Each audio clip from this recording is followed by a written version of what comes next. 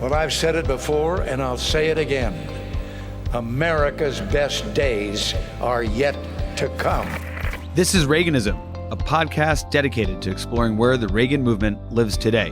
I'm Roger Zakheim, your host, director of the Ronald Reagan Institute in Washington, D.C. On this episode of Reaganism, we are joined by actor and humanitarian Gary Sinise. Gary Sinise is the founder of the Gary Sinise Foundation, an organization dedicated to promoting the well-being of America's military veterans and first responders. He is famously known for playing Lieutenant Dan in Forrest Gump, in addition to numerous other roles. Roger and Gary discuss his acting career, foundation, and work with veterans. Gary Sinise, welcome to Reaganism. Well, thank you for having me. Thrilled to have you here. Many of our listeners probably know you as Lieutenant Dan from Forrest Gump, or the other amazing roles you've played, from Truman to Apollo 13, CSI, and elsewhere. Others may be familiar with the great work you've been doing for years now on behalf of Americans, veterans, and first responders through the Gary Sinise Foundation. Came across something you wrote in Time magazine on the recent Veterans Day here, and pointed out some practical things Americans can do for our veterans. One that I was saying I should have thought of, that you point out in your piece, is when you're at a restaurant and you see a veteran there, you'll often notice them because they're wearing their cap, and you just pick up the tab for them anonymously. Is that practice you've been employing for some time now? Yes, I mean, quite a number of years. I can't say I always notice everybody in every restaurant I go to, everything. But when I do notice veterans or active duty service members in uniform, I like to send them a message of support by just letting them know that there was somebody in there who appreciates what they do and wanted to buy them lunch. And I'll tell you that kind of thing, that type of tradition, for me, manifested itself into the creation of a program. One of the programs at the Gary Sinise Foundation we call Serving Heroes. And it's a program where we provide, meals all around the country on military bases, overseas, you name it. We do dozens of these Serving Heroes programs each month for service members all around the country and overseas. And that is really just a way of us, they can certainly get food wherever they want, wherever they are.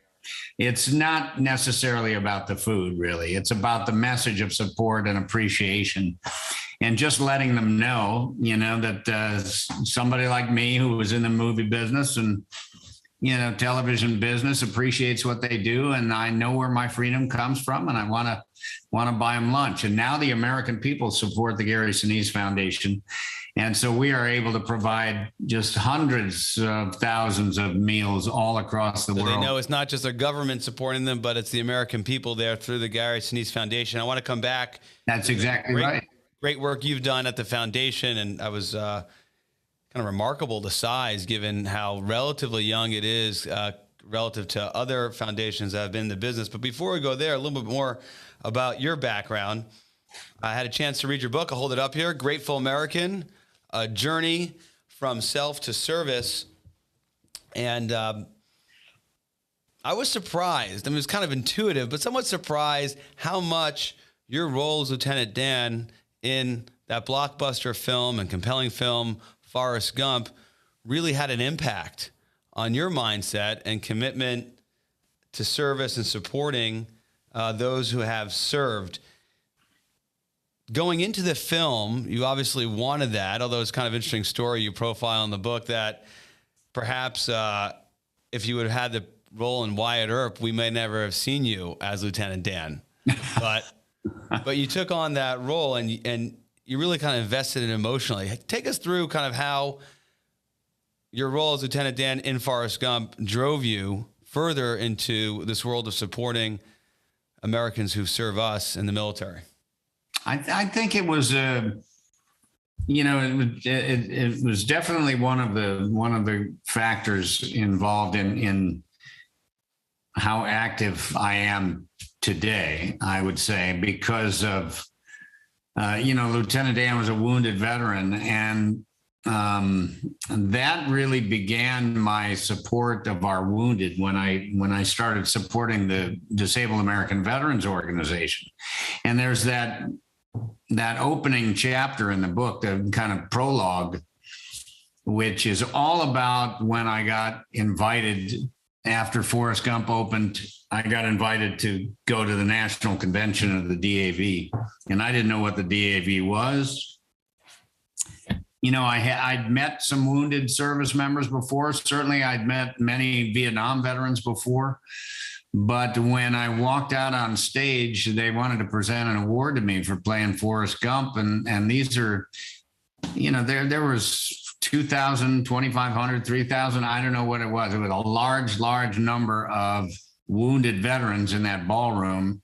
That was a kind of a life-changing experience for me to walk in there and to see so many wounded veterans applauding me for playing Lieutenant Dan. And so I just stayed actively involved with them after a while.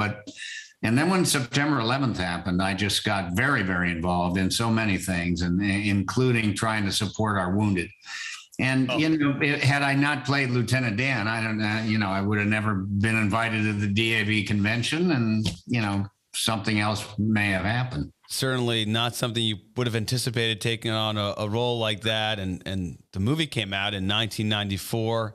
So 9/11 was some years later, but in the minds of Americans and those who watched that film and were impacted by it, this was a double amputee role that you were playing, right? And so here you are years later, where that becomes the images and the experience Americans see of their wounded warriors. And so it kind of, for Americans, it goes natural to see you supporting them. Fortunate Son is about the life of Lewis Puller, who was a Vietnam veteran. And he was the son of the most decorated Marine in Marine history, Chesty Puller. And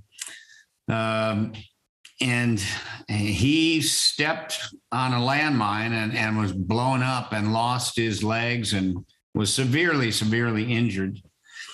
And he went through a lot of very difficult things, very challenging, alcohol, and very challenging. I mean, he was a very, very smart person, but really clearly dealing with a lot of difficult demons from having served in Vietnam and having lost his limbs. And unfortunately, and I read the book, and it was very eye-opening in terms of what, you know, somebody who had lost their legs had, how they were struggling. And, you know, I mean, Lewis Puller has a very interesting story. He lived in Washington. He you know, worked in Congress. I mean, he did all kinds of things.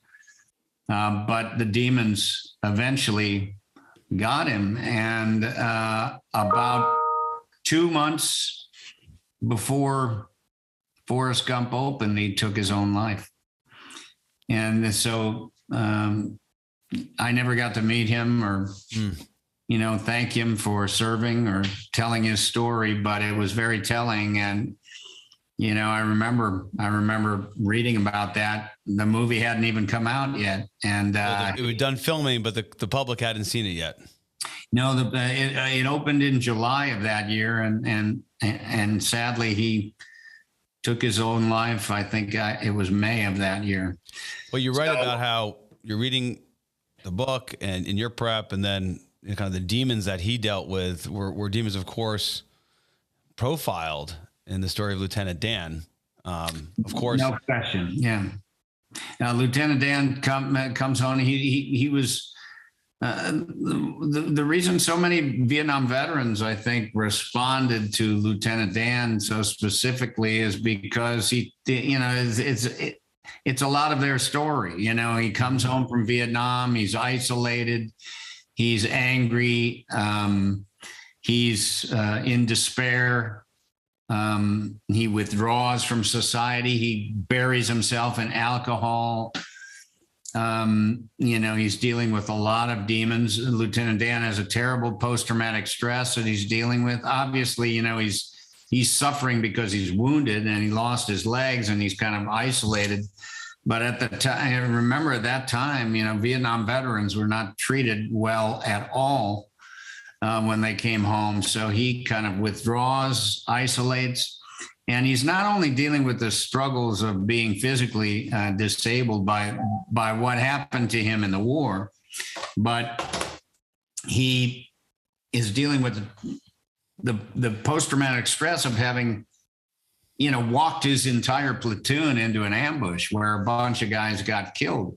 And then, excuse me. It's all good. And then, and the emotional layer others were wounded. Now, he wasn't the only one who was wounded there in that ambush. And so it was very, very challenging for Lieutenant Dan to come home from war. And just the way it's very, very challenging for so many of our veterans to come home from war. But the story of Lieutenant Dan is a positive one. Yeah. And that inspired so many till today watching that film. The other element of Lieutenant Dan's story, and you write about in your book, is the family members. That this was in every generation. He has someone in his family who died fighting in a war. Kind of recognizing that so many who serve in our military, it's this class of families that continue to serve, and increasingly it's a smaller percentage of our population. In the years since then, do you find that there's some sort of resonance in the military community that the role that you played actually is reflective of so many who serve, that they're in some sort of their families in this business in the military, and the rest of the country is increasingly separate and apart from it?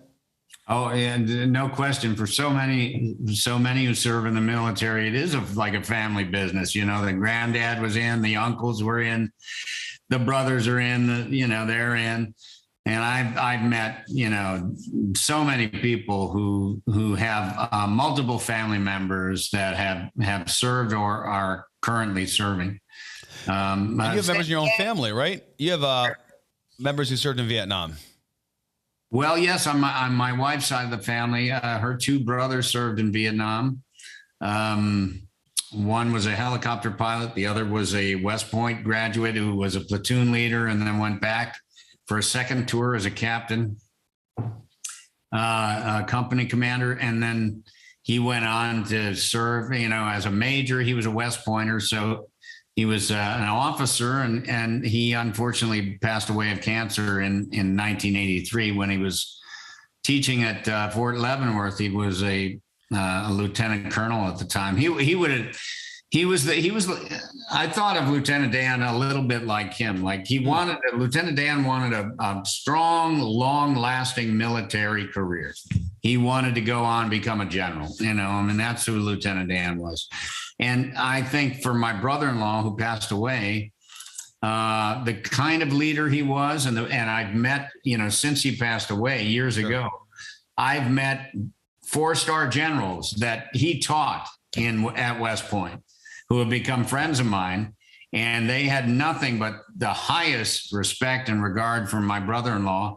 So it's clear that my brother-in-law would have gone on and become a great military leader, a great general. And I always thought that's what Lieutenant Dan wanted to do. He wanted to serve and have a long military career, but that gets taken away from him, and he withdraws and he becomes very angry, and it's this, and suffers like so many veterans who had great plans either for life in the military or outside the military, and then during their service, either because of physical wounds or emotional wounds, their life takes a very different course. And it's this, but ultimately at the end of Lieutenant Dan's story, he's standing up again. He's moving on with his life, and he's, it's a positive ending to that story.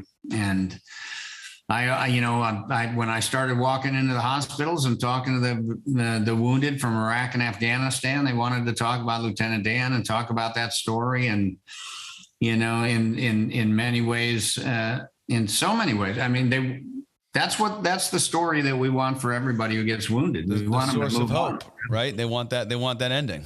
We want them to move forward with their life and come back and put the war years behind them. Let me ask you on that, in terms of Iraq and Afghanistan veterans, I think we've certainly done better by them than the country did for Vietnam veterans. Don't know if you share that view, but we do face the challenge of so many veterans from Iraq and Afghanistan are dealing with a country that increasingly views their mission as a mission that did not succeed. Many say they failed. What do you see when you engage Iraq and Afghanistan veterans? And do you see that as something we can disaggregate, that we're celebrating them, appreciating their service, irrespective of a person's or the country's views in terms of the outcome of that conflict? Yeah, I wrote a piece for September 11th. And I had written the piece, and it was we were going to release it on September 11th. I usually do something that day, and here we are on the 20th anniversary of September 11th, and we're coming up to that anniversary. And I had written the piece, and I set it aside, and we were going to. And then this horrible thing at Kabul airport happened. And I had to go back in the piece and kind of adjust it, because I couldn't just not acknowledge what had happened. Sure. We have so many who had served in Afghanistan, and so many that I've worked with and befriended over the years through the Gary Sinise Foundation and through my work with our veterans. And I have a lot of compassion for them. And I just wanted to express my personal gratitude and appreciation for them, and to let them know that what they did in Afghanistan and how they served mattered to me, And I have no control over decisions that are made with regards to what our military is going to do. And the same thing, it was the same thing in Vietnam,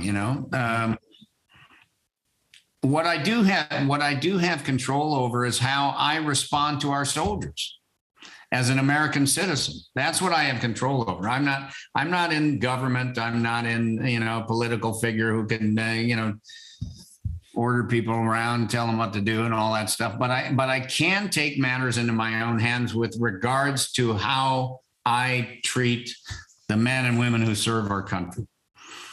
And so, much like Vietnam, I remember I have relatives who served in Vietnam. I have many friends who served in Vietnam, and they felt bad when they came home. They were treated badly. And then 2 years after the conflict ended, Saigon fell, and images of the escaping from the embassy. Yeah, and then they go, well, what the heck was that all about? What did we do? And I assumed and understood that our Afghanistan veterans could be feeling in a similar way based on what had happened. But to me, and this is what I have control over. Right. They should know that their service mattered to me. There were no attacks planned and executed from the mountains of Afghanistan for 20 years. And it's because that's it. I mean, there is the piece that they should feel supported irrespective of outcomes. But I agree with you. I mean, since 9/11 through today, and the entire time we had troops on the ground in Afghanistan, the homeland has not been attacked. And that you can draw a line, that outcome, to the service members who've been on the ground fighting in Afghanistan. I mean, you can't dispute that.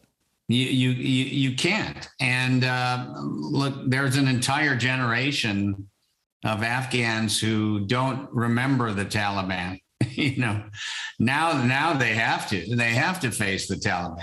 But Tragically. there's an entire generation of kids that grew up under, with the Taliban having been, pushed out, and our troops there, along with a coalition of service members from nations all over the world that were preventing those major attacks from being planned and executed from Afghanistan. And many young women got to go to school. I know soldiers that were building schools there, ended up staying there after their service to support the men and women of Afghanistan and the children. A lot of people were affected by our presence there in a positive way. And so I just simply wanted our service members who served there to know how I feel personally about what they did, and that I don't take it for granted. And I appreciate what they did. We do a lot of polling here at the Reagan Institute, seeking the American people's views on these policy questions. I understand what you've just said, that you just want to demonstrate to them that they're supported and appreciated. Interesting when it comes to Afghanistan, that for years now, there has been as many Americans who support and think we've been successful there as those who think we have not been successful. Political leadership, of course, impacts this one way or the other. If the president of the United States says, hey, like Barack Obama said, we got to rebuild at home, stop this overseas stuff, or Donald Trump says, hey, we got to America first and focus on what's going on at home, that tends to impact the mindset of the electorate. But when asked about whether we feel we've been successful, the American people know. Many do, and they consistently, until recently, played out that way in polling, until they were essentially told otherwise by political leadership, which has been on truly both sides of the aisle. I wanted to get your take on a question that often comes up with respect to veteran service organizations. And the Gary Sinise Foundation has been really impactful, as I mentioned before, in a short period of time.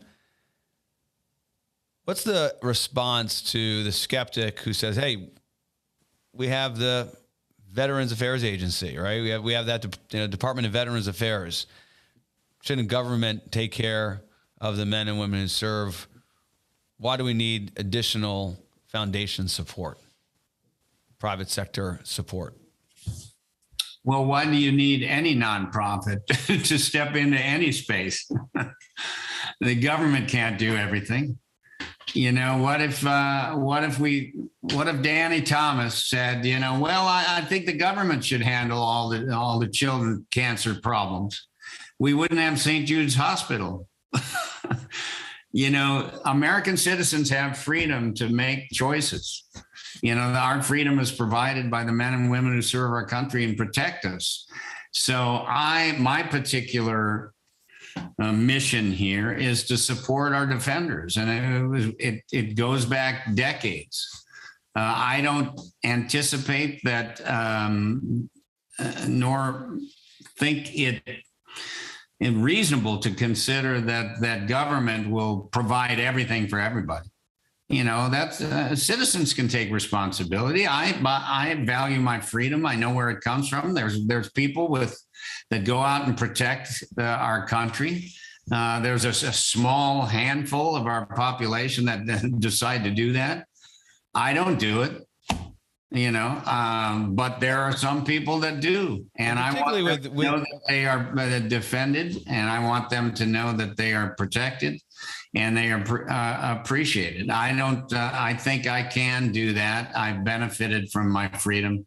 I have means, I have a platform, and I can use it to try to do some good for somebody. And particularly, it's something that's the key message, that's not just coming from government, right? We have 20 million vets, that they should see that the country cares and is devoted to them beyond the confines of one government agency, that has that particular role or duty, however important that is. One thing I didn't want to overlook, but another forum and way that you've been so supportive of veterans, first responders, and others serving is Lieutenant Dan Band. Tell us more about that for those who haven't had the opportunity to see you in action performing, And it's not like the band is going to these preferred venues and, I don't know, pick your favorite, city across the country. This is going out and really making sure you're going to locations of where our men and women in uniform are, wherever they are around the world. So where have you been with the band and what its mission is? Well, I played music when I was a kid, and I remember my first USO tour that I went on overseas. Kid Rock was there playing, and Leanne Womack was singing, and I Hope You Dance. That was your big one, right? That was one of her big ones, yeah. And she actually did that song on this tour. So there were a lot of performers on the tour. Wayne Newton was there, and different people were playing. And I was there as Gary Sinise, just to say thank you to the troops and wave and shake hands and take pictures and that kind of thing.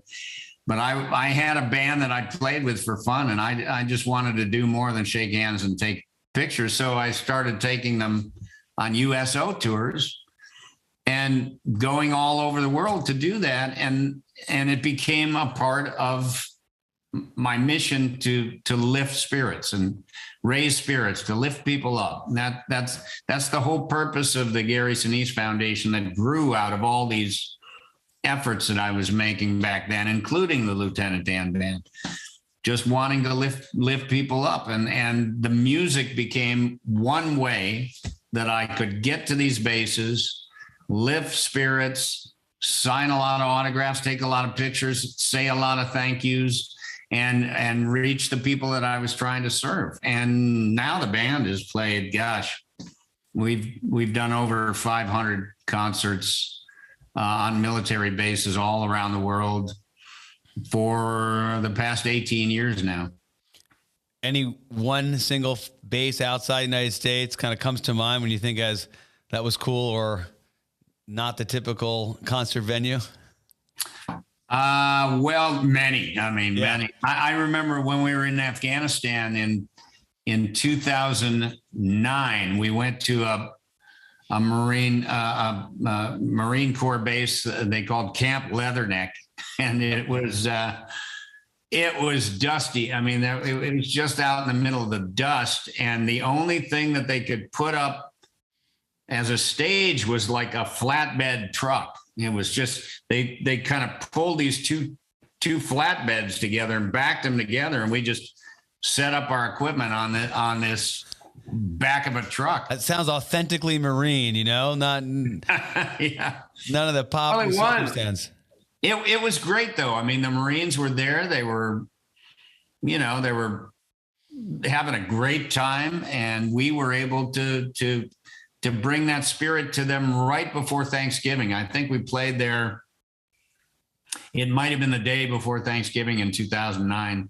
And then we went to another base in Kandahar and played there, I think, on Thanksgiving. But that was an interesting tour. I mean, we played so many concerts, as I said. Well, for listeners and viewers, a couple of the places Gary's referenced,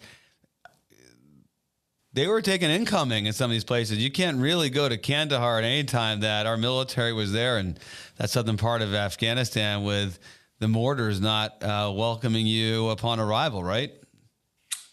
Well, it didn't happen when the band was there, but there were other times where I was in Iraq,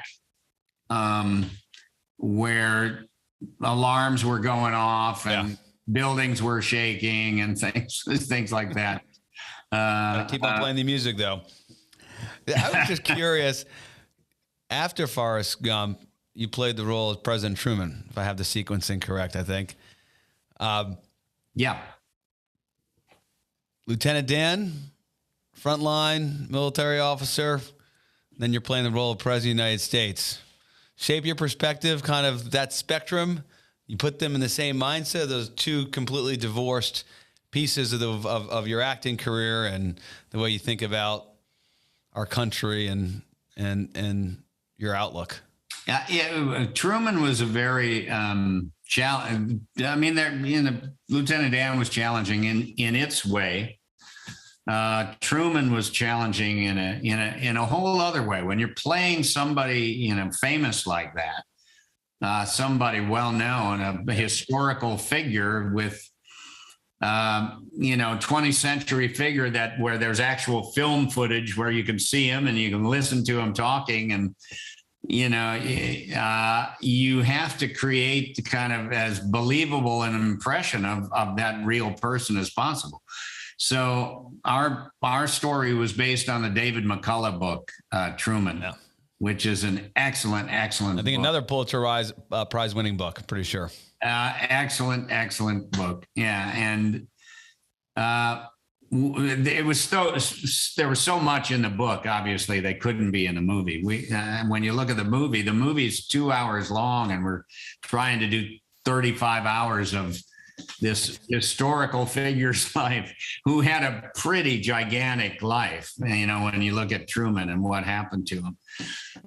So very, very different characters, Lieutenant Dan and Truman, both military guys, because Truman served in World War I. Right. But different life journeys for sure. Truman never had the money that Lieutenant Dan ended up with. That's right. Lieutenant Dan was a lot more successful in business than Harry Truman and his haberdashery. That's a good one. One last one, and then we'll close this conversation out with our lightning round. Like you, Ronald Reagan grew up in Illinois, became a Hollywood actor, and then dedicated his life to serving others. President Reagan's case in public office. He had a line he would joked when he was in the White House. He says, "There have been times in this office when I wondered how you could do the job if you hadn't been an actor." A little hint of irony there. All right. I think that was a response to a question about, how can an actor be a president? Right. And he said, well, how can you be a president and not be an actor in some way? But do you think there's some truth to that? Of, your career as a successful actor and then studying someone like a Truman and all the work you've done? Yeah. I mean, that's part of the interesting thing about being an actor is you can go into these different worlds and assume these different personas and create different, characters and that kind of thing. I remember, I told a kind of a funny story of, when President Reagan got his name Dutch. Dutch Reagan, and they were. I remember this story that I told actually at the centennial celebration for his 100th birthday. I got to actually be a part of that at the Reagan Library and make a speech. And I remember they he was called Dutch Reagan, because of that all the sports stuff and everything. And I guess his agents or his publicists said, nobody's going to go see a movie with a guy named Dutch Reagan. And they worked out. Yeah, came up with Ronald, Ronald Reagan. Now that'll do it. That has a ring to it. How about that? So before we close this out, we referenced before the Gary Sinise Foundation. Just take a minute about its size, its work today. It's grown so much. I know the Reagan Foundation has worked with you. Our executive director, John Hybels, is involved. Its reach seems to be pretty expansive. Tell us about where the Gary Sinise Foundation sits today. Yeah, we just this past June celebrated our 10th year. We're in our 11th year now. So it's relatively young as a foundation, but actually the roots of it are deep because I've been very active with military support, veteran support going back into the 80s and into the 90s. And then,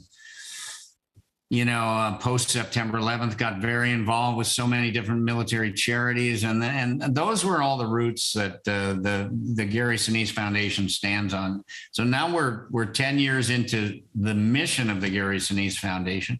John Hybels is one of my dear friends and one of our board members on the Gary Sinise Foundation. In fact, prior to starting the Gary Sinise Foundation, when I was even considering it, John, having been in nonprofit and, Sure.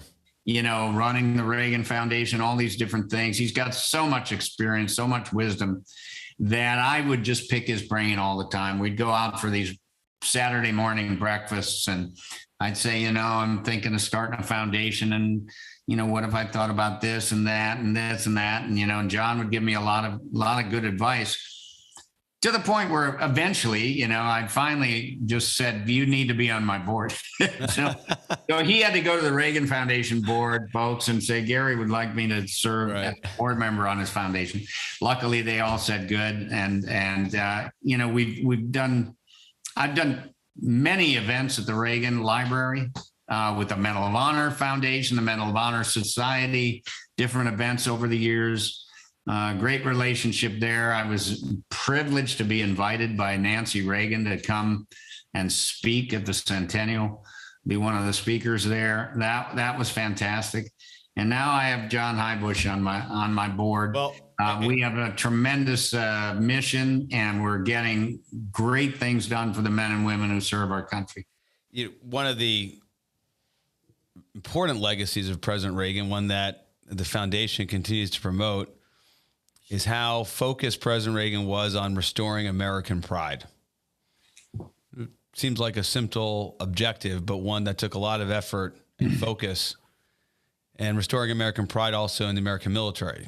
Earlier in our conversation, you talked about the Vietnam era and how the mindset of Americans was not one where you would naturally pick up their tab at a restaurant or make sure you went over to that person in uniform and thank them for their service. That was decidedly not the way the country was viewing the military during that day. And I think because of your work and the way the country's responded to our service members during and after the wars in Iraq and Afghanistan, that mindset that Reagan emphasized continues to hold. I hope it continues. Do you get the sense that Americans continue to have that trust, confidence, and support of the men and women in uniform? If asked, maybe they could be doing more. They could support your foundation and others, but the mindset is one that views the military as an institution positively. I think it's definitely improved over, the years since Vietnam. I think it's probably, if you have a personal connection to somebody who's serving or has served, a family member or friend or something like that, you're probably more connected to our military than someone who may not know anybody or never met any service members at all. That's kind of where I found that I could play a role. Right. In just trying to bridge that gap a little bit, bring my public platform that I have as a movie and television personality, and use that to shine a spotlight on the men and women who are serving our country, and try to educate people as to what they're doing. Because I was going to the military bases and I was seeing them in action, and I came home and started talking about it to folks like you on these podcasts and different things. It's super important. I mentioned before, surveys, and while the military remains the most trusted institution in the United States, like many institutions, it's taken a bit of a hit of late, perhaps driven by the divisions in this country domestically. So the work you're doing, Gary, we want you to succeed and be successful, because it does go a long way making sure that Americans have the right mindset, a positive mindset, a supporting mindset when thinking about the men and women in uniform, are those in the military and our veterans who have served. Let's move to the lightning round. We'll finish this up where we ask all our guests their favorite book on President Reagan, favorite Reagan speech, and favorite Reagan quote. You can give us all three, two, or just one, whatever you got. Well, I think it may be my life in letters. The book that you really get to know President Reagan through his own words, so specifically. And I'm as far as a quote, I think probably the one that I've used the most is freedom is never more than one generation away from its extinction. We didn't pass it on to our children in the bloodstream and must be fought for, protected, and handed down for them to do the same. That's probably my most used Reagan quote, because it's so applicable to what I'm doing, is trying to protect and defend and support our freedom providers, those who are fighting for it and protecting it and trying to hand it down. And truly something that without fighting for, you may not have. We're seeing that across the world. That's exactly right. It has to be, when you go to places like North Korea or someplace like, I've stood on the border, I've been to the DMZ, so I've seen the North Korean guards, standing there, and they're slaves. They have no concept of what living in a free society is. Everybody in the South does. And, you really appreciate your freedom providers a lot more when you stand there and you're face to face with a person who has been born and raised to praise and worship the supreme leader. That's spot on. It's often those who had their freedom taken away become the biggest advocates and the ones who give the most moving testimonials as to why it matters so much. Sure. Or, but even sadder when you're staring at somebody who just never had freedom to begin with. Right. It wasn't taken away. It just was never there, and there are societies like that today in this world. And so we have to thank God that we have men and women that are willing to protect our freedom for us. In terms of a speech, I'll mention two speeches. Of course, A Time for Choosing, one of the great speeches. Of course, he wasn't president at the time, but one of the great speeches of all time. And I think as president, one of my standout speeches is probably the 40th anniversary of D-Day. Oh, yeah. Yeah, that speech. Gary Sinise, thank you so much for joining us today. Hope to have you back on. My pleasure. Thank you. We hope you enjoyed this episode of Reaganism. New episodes premiere weekly every Monday on YouTube and all podcast streaming platforms. If you like this episode, be sure to let us know and share with a friend.